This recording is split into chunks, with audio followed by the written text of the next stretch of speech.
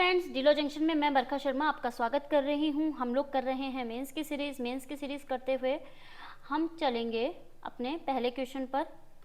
पहले क्वेश्चन जो कि है सिविल विधि से संबंधित 2011 का पेपर है। ये किसका है? राजस्थान जुडिशियल सर्विस का पेपर है 2011 का।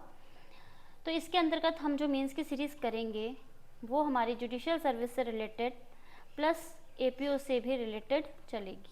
ठीक है, बात करते हैं हमारे पहले क्वेश्चन। सबसे पहला आता है हमारा, देखिए अब ये बोल रहे संविधान का, लेकिन हम क्या कर रहे हैं, जुडिशियल सर्विस का पेपर कर रहे हैं। तो जो क्वेश्चन हमारे एपीओ के लिए इंपॉर्टेंट होंगे वो आप देखते हुए चलिए। जो इंपॉर्टेंट होंगे एपीओ के लिए वो साइड में हो जाएंगे और जो जुडिशियल सर्विस के होंगे वो कवर होते हुए चल जाएंगे। ठीक है, तो दोनों के हिसाब से है। तो जो जुडिशियल सर्विस में आएंगे वो जुडिशियल सर्विस में आ जाएंगे, जो एपीओ में आएंगे वो एपीओ में आएंगे। ठीक है, तो सबसे पहला क्वेश्चन आता है, लेकिन सिविल लॉ जो होती है हमारी वो एपीओ में नहीं आती। तो आप इसको बेसिकली किससे रिलेटेड मानिए? जुडिशियल सर्विस से रिलेटेड मानिए। ठीक है, तो भारतीय संविधान के अंतर्गत संपत्ति का अधिकार की प्रकृति क्या है? मतलब जो संपत्ति का अधिकार दिया गया है हमको वो क्या है? मौलिक अधिकार है, संवैधानिक अधिकार है, क्या है? तो वैसे तो आंसर आपके सामने लिखा हुआ है, फिर भी हम इसको थोड़ा सा एक्सप्लेन करेंगे। संविधान जो है उसके अंतर्गत हमको कुछ मौलिक अधिकार दिए गए हैं, जो दिए गए हैं हमको 12 से लेकर 35 तक। इसमें क्या होता था? पहले होता था मूल अधिकार। मूल अधिकार संपत्ति के अधिकार में शामिल था, मतलब संपत्ति का जो अधिकार था वो मूल अधिकार में शामिल था। लेकिन इसमें अमेंडमेंट हो गया। अमेंडमेंट के बाद 300 कह करके एक धारा मतलब अनुच्छेद अलग से जुड़ गया है, जिसमें कहा गया है कि संपत्ति का अधिकार मौलिक अधिकार ना होकर के यह केवल एक संवैधानिक अधिकार है। ठीक है, ये वाली बात बोल रहा है हमको। नेक्स्ट क्वेश्चन देखते हैं हम। भारतीय संविदा अधिनियम 1872 के अंतर्गत कौन से उद्देश्य अवैधानिक हैं? ये बोल रहा है कि भारतीय संविदा अधिनियम जो है हमारा कॉन्ट्रैक्ट एक्ट जो है 1872 का है, इसके अंतर्गत कौन कौन से उद्देश्य अवैधानिक हैं? तो किसी प्रकार के निम्नलिखित उद्देश्य अवैधानिक होने के कारण शून्य होते हैं। मतलब अगर अवैधानिक होंगे तो वो शून्य हो जाएंगे। किन किन आधार पर? वह विधि स्वयं विधि सहित द्वारा निषिद्ध हो, मतलब वो जो विधि होगी, वो जो लॉ होगा खुद ही निषिद्ध होगा। तो वह ऐसी प्रकृति का हो कि यदि वह अनुज्ञात किया जाए तो वह किसी विधि के उपबंधों को विफल कर देगा। अगर उसको एक्सेप्ट किया जाएगा तो वो किसी लॉ के प्रोविजंस को क्या कर देगा? विफल कर देगा।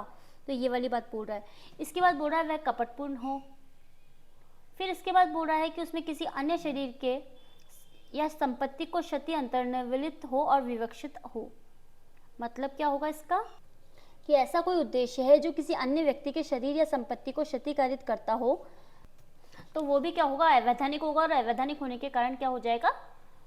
शून्य हो जाएगा। या फिर न्यायालय उसे अनैतिक या लोक नीति के विरुद्ध मानता हो। ठीक है, तो ये वाली बात कही कि अगर ये वाले पॉइंट्स होंगे तो वो अवैधानिक हो जाएगा और अवैधानिक होने के कारण वो शून्य हो जाएगा। किस वाद में प्रभुत्व संपन्न उन्मुक्ति की अवधारणा को भारतीय सर्वोच्च न्यायालय द्वारा हल्का किया गया था?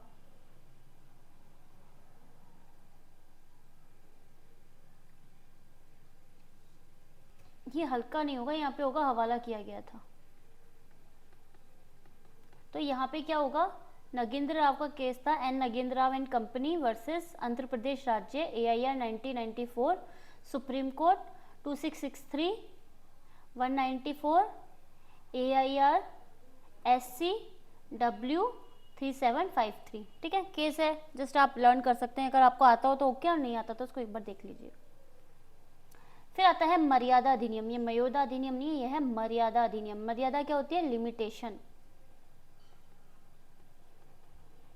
जो लिमिटेशन एक्ट होता है उसके अंतर्गत एक ऋण की विधिमान्य अभिस्वीकृति की क्या अपेक्षाएं होती हैं? एक ऋण की विधिमान्य अभिस्वीकृति की क्या अपेक्षाएं होती हैं?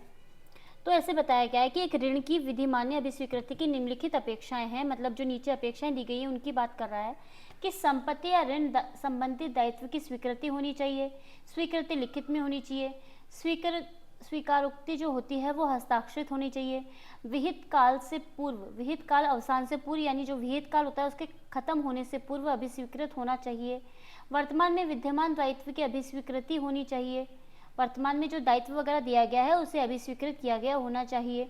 इसके बाद क्या होता है कि भाई जो अभिस्वीकृति होती है कि भाई आप किस तरीके से कर रहे हो, उसका कोई प्रारूप नहीं दिया गया या कोई शब्दावली नहीं दी गई कि भाई आपको इस तरीके से करनी है, परंतु फिर भी क्या होनी चाहिए, वो स्पष्ट होनी चाहिए, क्लियर होनी चाहिए। मतलब उसका आशय होता है वो दिखाई देना चाहिए, उसको स्पष्ट रूप से मतलब पता लगना चाहिए कि भाई उसका इंटेंशन क्या है, आशय क्या है।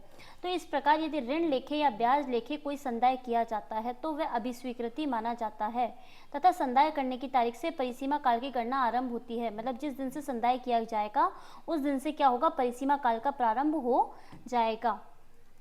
ठीक है, अगर किसी को ये क्वेश्चन आता है तो ठीक है, नहीं आता है तो आप इसको एक काम कर सकते हैं, नोट डाउन कर सकते हैं। ठीक है, इसके बाद बात करते हैं नेक्स्ट क्वेश्चन की। तो पूर्ण विवादक कितने प्रकार के होते हैं? तो विवादक 2 प्रकार के होते हैं, तथ्यात्मक विवादक और विधि का विवादक। भाई आप कोर्ट में जा रहे हो, कोई व्यक्ति है वो कोर्ट में जा रहा है, ठीक है, 2 व्यक्तियों के बीच में लड़ाई हुई, ठीक है, ए और बी के बीच में लड़ाई हुई। तो इन लोगों के बीच में विवादक तथ्य क्या हो सकते हैं कि भाई या तो कोई तथ्य का प्रश्न होगा या क्या होता है, विधि का प्रश्न होता है। तो ये वही बोल रहा है कि विवादक जो होते हैं 2 प्रकार के होते हैं, तथ्य का विवादक और विधि का विवादक।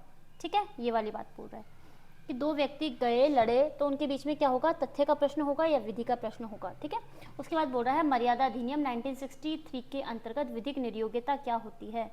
मतलब कौन सी होती है, डिसेबिलिटीज। तो होती है अप्राप्तता होती है, यानी कि आप क्या हो, माइनर हो। माइनर होने का मतलब है यानी कि आप मेजर नहीं हो। इसके बाद क्या हो, पागलपन, जड़ता। इसका मतलब हो गया अनसाउंड माइंड।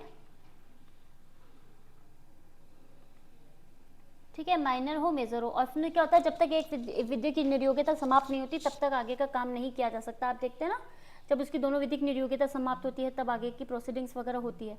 ये वो वाली बात बताता है यहाँ पे। नेक्स्ट क्वेश्चन देखते हैं, परमादेश की रिट क्या होती है, ये किनके विरुद्ध जारी नहीं की जा सकती? परमादेश रिट के बारे में बोल रहा है कि ये क्या होती है और किनके विरुद्ध जारी नहीं की जा सकती है। तो ऐसे रिट लोक प्राधिकारी को, जो लोक प्राधिकारी होता है उसकी बात कर रहा है। एक मिनट रुकिए, पेन ले लेते हैं। लोक कर्तव्य करने हेतु बाध्य करने और अवैध कार्यों को करने से रोकने के लिए जारी की जाती है।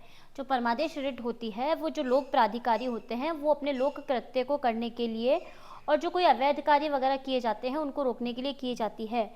ये जो याचिका होती है, यह जो रिट होती है जनहित याचिका सहित, यानी कि क्या होती है, पब्लिक इंटरेस्ट की जो रिट होती है उसके साथ पीड़ित व्यक्ति, सामाजिक स्वयंसेवी संस्था या व्यक्ति पेश की जा सकती है। मतलब इसको कौन कौन पेश किया जा सकता है ये बता रहा है। ठीक है, फिर ऐसे रिट लोक प्राधिकारी के विरुद्ध उसके विवेकीय कार्यों को करने के लिए बाध्य करने के लिए जारी नहीं की जा सकती। मतलब उसने स्वयं विवेक से कोई कार्य किया है उसके विरुद्ध जारी नहीं की जा सकती। ये जब वो अपने पदीय कृत्यों को कर रहा है और अवैध कार्यों को कर रहा है तो उसको रोकने के लिए जारी की जाती है। बात करते हैं हमारे नेक्स्ट क्वेश्चन की, जो कि बात करता है टीपी से रिलेटेड। टीपी यानी कि ट्रांसफर ऑफ प्रॉपर्टी एक्ट 1882। इसके अंतर्गत बता रहा है कि एक विधि मान्य दान के आवश्यक तत्व क्या है। तो जब हम दान की बात करते हैं तो दान किससे रिलेटेड बताया गया, संपत्ति। संपत्ति कैसी होगी, जंगम हो सकती है या स्थावर संपत्ति होती है। दान किसी वर्तमान यानी कि प्रेजेंट जो होता है उसकी जंगम या स्थावर संपत्ति का वह अंतरण है, मतलब ट्रांसफर है, जो एक व्यक्ति यानी कि दाता द्वारा दूसरे व्यक्ति यानी कि अदाता को, मतलब एक व्यक्ति जो दाता होता है मतलब देता है उसे दाता कहा जाता है, और एक व्यक्ति जो दूसरा व्यक्ति होता है अदाता यानी कि जो संपत्ति को ग्रहण करता है, दान को ग्रहण करता है, उसकी बात कर रहा है। को स्वेच्छा यानी कि अपनी मर्जी से प्रतिफल के बिना किया गया। इसका मतलब होता है कि यहाँ पे प्रतिफल की कोई भी बात नहीं होती है और अदाता द्वारा या की ओर से प्रतिग्रहित किया जाता है। ए नाम का व्यक्ति है, बी नाम को अपनी जो प्रॉपर्टी है वो देता है, ठीक है, लेकिन अपनी मर्जी से दे रहा है, स्वेच्छा, बिना प्रतिफल के। इसके बदले वो उससे कोई पैसा वैसा नहीं ले रहा कि मेरी 1 करोड़ की ज़मीन है, लेकिन वो अपनी 1 करोड़ की संपत्ति को दान में दे रहा है बिना किसी प्रतिफल के। ऐसे नहीं कह सकता कि भाई 75% दान कर रहा हूँ, ये कर रहा हूँ, ऐसे नहीं कर सकता। ये क्या बोल रहा है, बिना प्रतिफल के स्वेच्छा क्या करता है, अपनी संपत्ति का दान यानी कि अपनी संपत्ति किसी अन्य व्यक्ति को यानी कि अदाता को देता है। फिर कह रहा है स्थावर संपत्ति का दान। स्थावर संपत्ति का दान अंतरण दाता द्वारा या उसकी ओर से हस्ताक्षरित कम से कम 2 साक्ष्यों के द्वारा, मतलब 2 साक्ष्यों के द्वारा क्या किया जाना चाहिए, अनुप्रमाणित रजिस्ट्रीकृत लिखित के द्वारा करना होगा। ये बता रहा है हमको कि जो अनुप्रमाणित रजिस्ट्रीकृत लिखित होगी उसके द्वारा इस तरीके का दान किया जाएगा। फिर ये बात कर रहा है जंगम संपत्ति का दान।